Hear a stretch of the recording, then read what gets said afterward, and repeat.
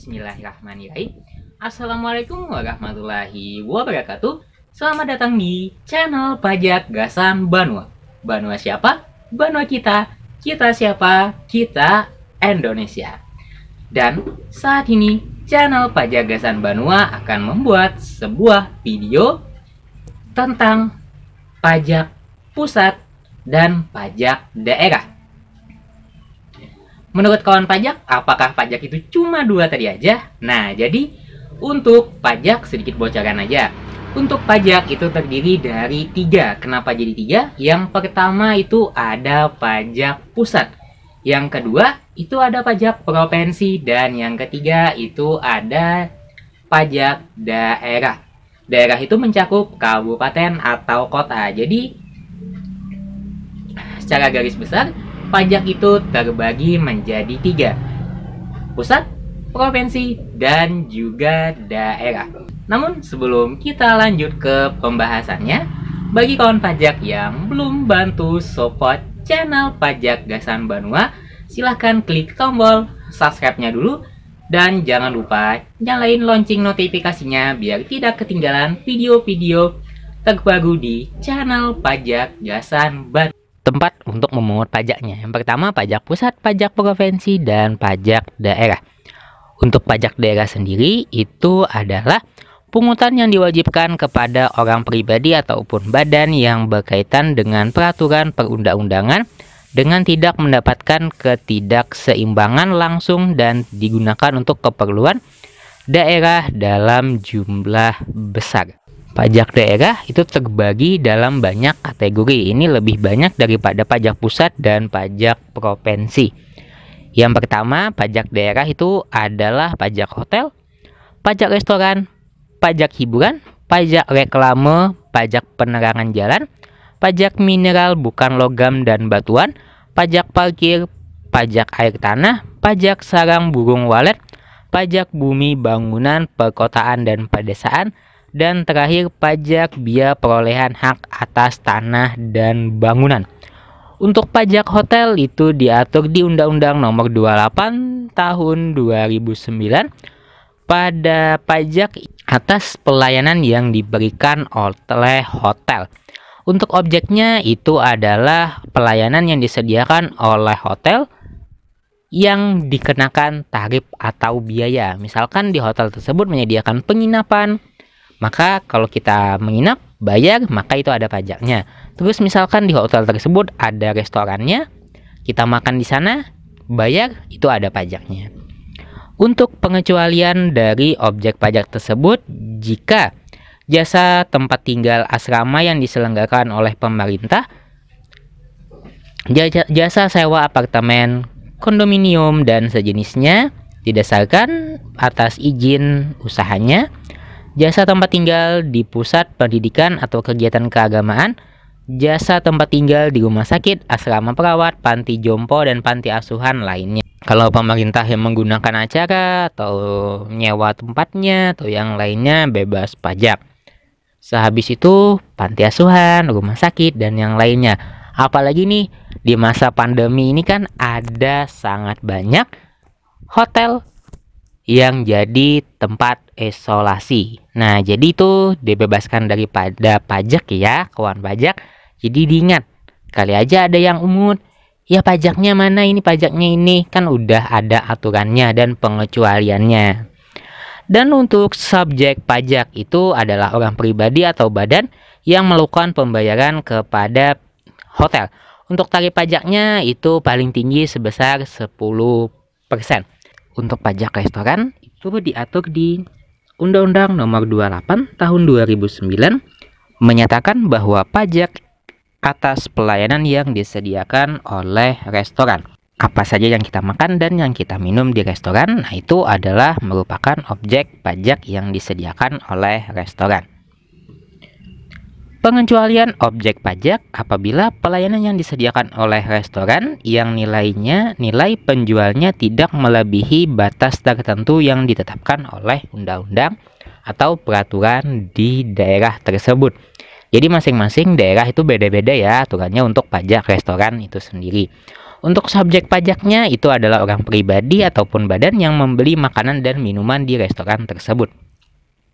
Untuk tarif pajaknya itu paling tinggi sebesar 10%. Untuk wilayah Kabupaten Hulu Sungai Utara atau tepatnya di Kalimantan Selatan, itu tarif pajaknya 10% untuk pajak restoran. Dan untuk pajak hiburan itu pengertiannya ada di Undang-Undang Nomor 28 Tahun 2009 terkait penyelenggaraan hiburan. Hiburan itu seperti apa? Nah, ini adalah objeknya: tontonan film, pergelaran kesenian, musik, tari, dan sebagainya. Kontes kecantikan, binaraga, dan sejenisnya, pameran. Nah, ini yang paling sering nih di wilayah admin adalah pameran. Habis itu diskotik, karaoke, klub malam, dan sejenisnya itu tidak ada di tempat admin, jadi tidak terlalu tahu. Sirkus, akrobat, sulap, permainan biliar, golf, bowling, pacuan kuda, kendaraan bermotor, dan permainan ketangkasan. Selanjutnya ada panti pijat, refleksi, mandi wap atau spa, dan pertandingan olahraga. Nah, itu merupakan pajak hiburan. Dan yang merupakan subjek pajaknya adalah orang pribadi ataupun badan yang menikmati hiburan tersebut. Untuk tarif pajaknya paling tinggi sebesar 35% diberikan tarif pajak tersebut. Misalkan hiburan berupa pergelaran busana, kontes kecantikan, diskotik, karaoke, klub malam itu kena tarif pajak paling tinggi 75%.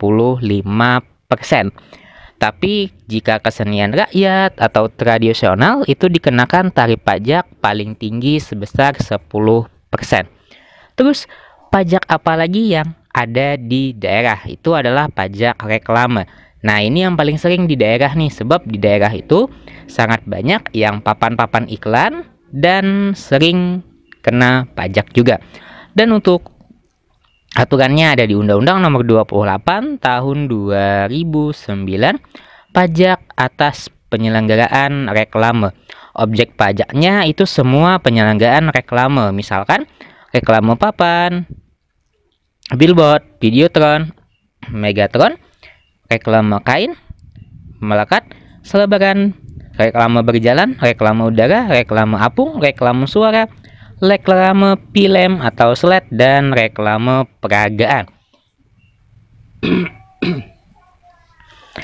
Untuk pajak reklame ada pengecualiannya juga, misalkan penyelenggaraan reklame melalui internet, televisi, radio, warta harian, warta mingguan, dan warta bulanan. Misalkan kawan pajak ada memiliki blog misalkan, atau website, atau yang kita anggap aja yang paling mudah, WhatsApp, Facebook, Instagram ataupun Twitter, nah itu dibebaskan daripada pajak sebab ngiklannya ngiklan sendiri. Namun kalau ngiklannya ngikut pemerintah, misalkan ada yang menyediakan papan reklame atau misalkan yang videotron, nah itu akan dibayarkan atau ada pajaknya. Terus ada label atau merek produk yang melekat pada barang yang diperdagangkan. Misalkan seperti kawan pajak misalkan mengolah suatu produk olahan dan di sana ada nama yang tertera atau produk yang tertera yang diolah kawan pajak, misalkan ada logo atau label khususnya, itu dibebaskan daripada pajak atau pengecualiannya sebab kita promosinya di bagian kemasan. Terus nama pengenal usaha atau profesi yang dipasang melekat pada tempat usaha atau bangunan. Maksudnya apa? Spanduk dan yang lainnya yang kita letakkan di toko atau tempat usaha kita sendiri. Terus reklame yang diselenggarakan oleh pemerintah, penyelenggaraan reklame lainnya yang ditetapkan sesuai dengan peraturan perundang-undangan di daerah. Untuk tarif pajaknya itu paling tinggi sebesar 25%.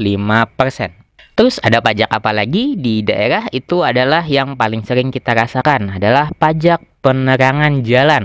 Jadi jalan yang kita nikmati itu ada pajaknya juga. Nah, untuk pajaknya sendiri itu diatur di Undang-Undang Nomor 28 Tahun 2009 tentang penggunaan tenaga listrik baik yang dihasilkan sendiri ataupun diperoleh dari sumber lain. Untuk objek pajaknya itu adalah tenaga listriknya. Pengecualian yang dikenakan objek pajak tadi, penggunaan tenaga listrik oleh instansi pemerintah penggunaan tenaga listrik pada tempat-tempat yang digunakan oleh kedutaan, konsulat, dan perwakilan asing atas asas timbal balik. Penggunaan tenaga listrik yang dihasilkan sendiri dengan kapasitas yang tidak memerlukan izin dari instansi terkait. Terus penggunaan tenaga listrik lainnya yang diatur sesuai perundang-undang daerah. Untuk subjek pajaknya itu baik orang pribadi atau badan yang menggunakan tenaga listrik. Dasar pengenaan pajaknya itu dilihat dari nilai jual tenaga listriknya, ditetapkan dalam hal tenaga listrik sumber daya lainnya ini dengan pembayaran nilai jual tenaga listrik adalah penambahan atau beban dari KWH yang dipakai atau ditagihkan di rekening listrik tersebut. Dalam hal tenaga listrik dihasilkan sendiri, nilai jual tenaga listrik dihitung berdasarkan kapasitasnya tersendiri, tingkat penggunaan listrik, jangka waktu pemakaian listrik, dan harga satuan listrik yang berlaku di wilayah masing-masing daerahnya. Untuk tarif pajaknya paling tinggi sebesar 10%. Namun untuk pihak industri pertambangan, minyak bumi, dan gas alam paling tinggi sebesar 3%. Terus penggunaan tenaga listrik dihasilkan sendiri paling besar 1,5%. Namun untuk pajak listrik sendiri itu udah langsung dilakukan di kwitansi pembayaran. Misalkan kawan pajak menikmati listrik tersebut per bulannya, bayar, atau misalkan beli token listriknya, itu udah langsung otomatis pajak. Jadi kawan pajak tidak perlu memikirkan perhitungan pajaknya sebagaimana. Dan untuk pajak mineral bukan logam dan batuan, itu jelas diatur di Undang-Undang Nomor 28 Tahun 2009, itu terkait pengambilan mineral bukan logam dan batuan dari sumber daya alam atau permukaan bumi yang dimanfaatkan. Objek pajaknya itu adalah kegiatan pengambilan mineral bukan logam dan batuan yang meliputi apses, batu tulis, batu setengah permata, batu kapur, dan lain-lain. Untuk pengecualiannya dari objek pajak tersebut adalah kegiatan mengambil mineral bukan logam dan batuan yang nyata-nyatanya tidak dimanfaatkan secara komersil, atau ya kita dipakai sendiri, misalkan ngambil sendiri, pakai sendiri, bukan untuk dijual atau diperdagangkan secara bebas. Dan kegiatan pengambilan mineral bukan logam dan batuan yang merupakan ikutan dari kegiatan pertambangan lainnya. Terus pengambilan mineral bukan logam dan batuan lainnya yang ditetapkan dengan peraturan daerah. Jadi lihat lagi aturan daerahnya ya. Untuk subjek pajaknya adalah orang pribadi ataupun badan yang mengambil mineral bukan logam dan batuan. Dasar pengenaan pajaknya adalah nilai jual dari pengambilan mineral bukan logam dan batuan tersebut dengan tarif pajaknya paling tinggi sebesar 25%. Dan untuk yang paling sering kita rasakan itu adalah pajak parkir. Nah, jadi parkir itu kita dikenakan pajak juga. Makanya di mana-mana aja tempatnya berkunjung ke sana, ke sini, ke sana, ke sini. Nah, itu ada parkir atau biaya parkirnya sebab itu ada pajaknya. Dan itu diatur di Undang-Undang Nomor 28 Tahun 2009, pajak atas penyelenggaraan tempat parkir di luar badan jalan, baik yang diselenggarakan berkaitan dengan pokok usaha maupun yang disediakan sebagai suatu usaha, termasuk penyediaan tempat penitipan kendaraan bermotor. Untuk objeknya itu adalah tempat parkir luar usaha yang disediakan dengan berkaitan dengan pokok usaha maupun yang disediakan oleh tempat usaha, termasuk penyediaan tempat penitipan kendaraan bermotor. Pengecualiannya jika tempat parkir itu penyelenggaranya dilakukan oleh pemerintah, penyelenggaraan tempat parkir oleh kedutaan, konsultan, dan perwakilan dengan asas timbal balik. Penyelenggaraan tempat parkir lainnya diatur dengan sesuai undang-undang daerah. Maksudnya pemerintah itu apa? Misalkan kawan pajak berkunjung di kantor-kantor instansi daerah. Nah, itu misalkan ada yang mengutin biaya parkirnya, maka itu tidak bisa dilakukan pungutan. Sebab kalau misalkan kawan pajak misalkan ke Pemda misalkan atau ke dinas, itu dibebaskan dari biaya parkir atau pajak parkir ya. Dan untuk subjek pajaknya adalah orang pribadi ataupun badan yang melakukan parkir kendaraan bermotor. Dasar pengenaan pajaknya jumlah pembayaran atau yang seharusnya dibayar kepada penyelenggaraan tempat parkir. Untuk tarifnya itu paling tinggi sebesar 30%. Untuk pajak air tanah, nah ini ada diatur di Undang-Undang Nomor 28 Tahun 2009, pengambilan atau pemanfaatan air tanah. Objek pajaknya itu adalah pemanfaatan atau pengambilan air tanahnya. Pengecualiannya apabila pengambilan atau pemanfaatan air tanah untuk keperluan dasar rumah tangga, perairan pertanian dan diberikan dan perikanan rakyat serta peribadatan. Pengambilan dan atau pemanfaatan air tanah lainnya yang diatur sesuai undang-undang peraturan daerah. Untuk subjek pajaknya orang pribadi ataupun badan pengambilannya pemanfaatan air tanah. Pajak sarang burung walet. Nah, ini paling sering di daerah-daerah atau pelosok-pelosok adalah pajak sarang burung walet. Jadi untuk sarang burung walet itu diatur di Undang-Undang Nomor 28 Tahun 2009 atas kegiatan pengambilan atau perusahaan sarang burung walet. Objek pajaknya itu adalah sarang burung walet sendiri dan pengecualiannya apabila pengambilan sarang burung walet dikenakan penerimaan negara bukan pajak. Terus kegiatan pengambilan atau perusahaan pengusaha burung walet lain ditetapkan dengan peraturan daerahnya. Untuk subjek pajaknya baik orang pribadi ataupun badan yang melakukan pengambilan atau mengusahakan sarang burung walet. Untuk tarif pajaknya paling tinggi sebesar 10%. Terus ada lagi pajak bumi, bangunan, perkotaan, dan pedesaan. Diatur di Undang-Undang Nomor 28 Tahun 2009, itu objek pajaknya adalah bumi atau bangunan yang dimiliki atau dikuasai dimanfaatkan oleh orang pribadi ataupun badan kecuali kawasan yang digunakan untuk kegiatan usaha perkebunan, perhutanan, dan pertambangan. Termasuk pengertian bangunan adalah jalan lingkungan yang terletak dalam suatu kompleks bangunan seperti hotel, pabrik, yang merupakan suatu kesatuan kompleks bangunan tersebut. Jalan tol, kolam renang, pagar mewah, tempat olahraga, galangan kapal, dermaga, taman mewah, tempat penampungan atau kilang minyak, air, gas, pipa minyak, dan menara. Untuk pengecualiannya dari objek pajak tersebut digunakan oleh pemerintah penyelenggara atau yang untuk diselenggarakan untuk pemerintah juga digunakan semata-mata untuk melayani kepentingan umum di bidang ibadah sosial dan hubungan internasional.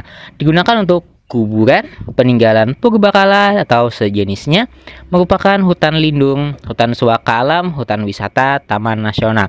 Digunakan oleh perwakilan diplomatik dan konsulat berdasarkan asas perlakuan timbal balik. Digunakan oleh badan dan perwakilan lembaga internasional yang diatur di Kementerian Keuangan Nomor 148/PMK 07 Tahun 2010. Nilai objek atau nilai jual objek tidak kena pajaknya, besarnya nilai objek pajak tidak kena pajak ditetapkan paling rendah sebesar 10 juta untuk setiap wajib pajak. Subjeknya itu orang pribadi ataupun badan yang secara nyata mempunyai suatu hak atas bumi dan bangunan, menguasai atau memiliki tempat tersebut. Dasar pengenaan pajaknya itu ada penetapan NJOP-nya. Perbandingan harga dengan objek lain yang sejenis merupakan suatu pendekatan penentuan nilai jual suatu objeknya. Nilai perolehan baru dari objek tersebut dan nilai jual pengganti. Untuk tarif pajaknya paling tinggi sebesar 0,3%. Dan untuk pajak biaya perolehan hak tanah atau bangunan, nah biasanya ini balik nama. Untuk pengertiannya diatur di Undang-Undang Nomor 28 Tahun 2009. Untuk objeknya itu jelas hak atas tanah atau bangunan. Pemindahannya dikarenakan jual beli, tukar menukar, hibah, misalkan pemberian hak baru karena kelanjutan pelepasan hak atau di luar pelepasan hak. Hak atas tanah adalah hak milik, hak guna, hak pakai, dan hak milik atau pengelolaan. Pengecualiannya, tapi sebelum kita bahas, silahkan kawan pajak yang ada melakukan pembayaran pajak biaya balik nama atau PPHTB, silahkan kawan pajak simak video berikut. Dan untuk pengecualiannya itu dikecualikan apabila perwakilan diplomatik konsulat berdasarkan asas perlakuan timbal balik negara untuk penyelenggaraan pemerintah atau dilaksanakan untuk pembangunan guna kepentingan umum, badan atau perwakilan lembaga internasional, orang pribadi atau badan, karena konversi hak atau karena perbuatan hukum lain, dengan tidak adanya perubahan nama, orang pribadi atau badan karena wakaf, orang pribadi atau badan yang digunakan untuk kepentingan ibadah. Subjek pajaknya orang pribadi atau badan yang memperoleh hak atas tanah atau bangunan tersebut. Pengecualiannya berdasarkan Peraturan Menteri Keuangan Nomor 147 PMK 07 Tahun 2010, yaitu badan-badan internasional dari Perserikatan Bangsa-Bangsa sama bilateral, Kolombo Plan, kerjasama budaya, organisasi asing lainnya. Silahkan disimak di Peraturan Menteri Keuangan Nomor 147 PMK 07 2010. Penerapan yang dimasukkan ke BPHTB, nilai perolehan pajaknya tersebut dari jual beli adalah harga transaksi, tukar menukar adalah nilai pasar uang, hibah adalah nilai pasar, hibah wasiat adalah nilai pasar, waris adalah nilai pasar, pemasukan dalam perseroan atau badan hukum lainnya adalah nilai pasar, pemisahan hak, peralihan hak, pemberian hak baru atas tanah dilepas dari hak nilai pasar, penggabungan usaha, pelaburan usaha, pemekaran usaha, hadiah, penunjukan pemberi dalam lelang. Nah, itu termasuk di kategori BPHTB. Namun ada nilai objeknya juga, nilai objek perolehan objek pajak yang tidak dikenakan pajak, atau orang biasanya nyebutnya NJOP TKP. Itu apabila ditetapkan nilai jual transaksinya tidak melebihi dari 60 juta rupiah. Tapi jika waris atau hibah wasiat itu apabila nilai objek pajaknya tidak melebihi dari 300 juta. Jadi kalau misalkan kawan pajak beli tanah atau bangunan yang nilainya di kwitansi atau ia dijual tersebut tidak melebihi dari 60 juta, maka dibebaskan dari pajak. Dan untuk hibah atau wasiat itu jika tidak melebihi nilainya tadi ditaksirkan dari 300 juta, maka dibebaskan daripada pajak. Untuk tarif pajaknya itu paling tinggi sebesar 5%, tapi ada perlakuan khusus juga untuk tarif pajaknya. Silahkan kawan pajak lihat di video PPHTB itu untuk penjelasan lebih lengkapnya. Untuk rumus perhitungannya, PPHTB adalah tarif pajak dikenakan dikali nilai perolehan objek pajak yang dikenakan pajak, atau NPOPKP. Nilai perolehan objek pajak kena pajak NPOPKP sama dengan NPOP dikurang NPOPTKP. Terima kasih banyak telah menonton video terbaru di channel Pajagasan Banua. Dan admin channel Pajagasan Banua minta dukungan lagi buat kawan pajak yang belum bantu support channel Pajagasan Banua. Silahkan tolong bantu subscribe-nya biar channel Pajagasan Banua segera menuju ke 10.000 subscriber. Jadi minta tolong ya bagi kawan pajak yang sudah menonton video ini, bagi kawan pajak yang mungkin video ini bermanfaat atau video-video perpajakan yang lainnya bermanfaat, minta tolong bantu subscribe-nya. Lalu, bagi kawan pajak yang suka baca artikel terkait perpajakan, silahkan searching di Google www.pajagasanbanua.com. Insya Allah tutorialnya lengkap seperti di video, bahkan lebih banyak daripada di video ini. Dan bagi kawan pajak yang telah bantu support baik media sosial di channel Pajagasan Banua, Twitter, Facebook, maupun Instagram, terima kasih banyak. Dan terima kasih banyak juga untuk kawan pajak yang telah menonton video di channel Pajagasan Banua. Semoga bermanfaat dan wassalamualaikum warahmatullahi wabarakatuh.